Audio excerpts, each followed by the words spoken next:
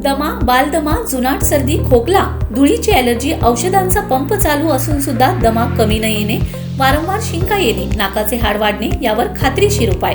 तर आजच संपर्क करा विजयी भव आयुर्वेद, नेवरी, तालुका कडेगाव, जिल्हा सांगली.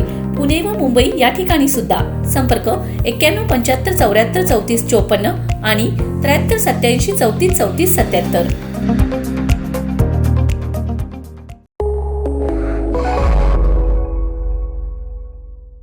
नमस्कार, मी मयुरी आणि आपण पाहत आहात 7 स्टार न्यूज.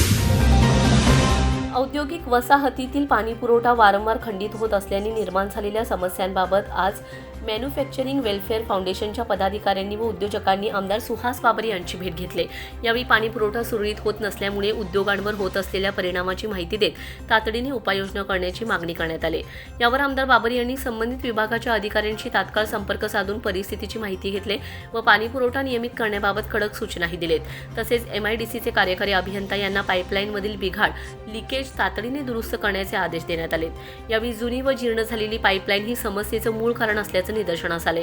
त्यामुळे संपूर्ण भागात नवीन पाईपलाईन टाकण्याचा प्रस्ताव तयार करून तो लवकरात लवकर मंजुरीसाठी सादर करण्याच्या सूचना आमदार बाबर यांनी दिलेत.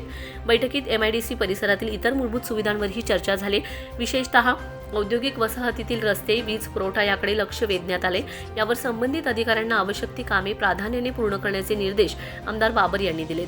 या बैठकीस फाउंडेशनचे अध्यक्ष रवींद्र बेंडखळे, उपाध्यक्ष विशाल लकडे, सदानंद जाधव, श्रीकांत कदम, संतोष गेजने, विनोद लगारे, हेमंत खंडाळे, अबिद शेख, धनंजय माळी, प्रकाश मराठे, रमण तांबोळी तसेच MIDC परिसरातील उद्योजक मोठ्या संख्येने उपस्थित होते.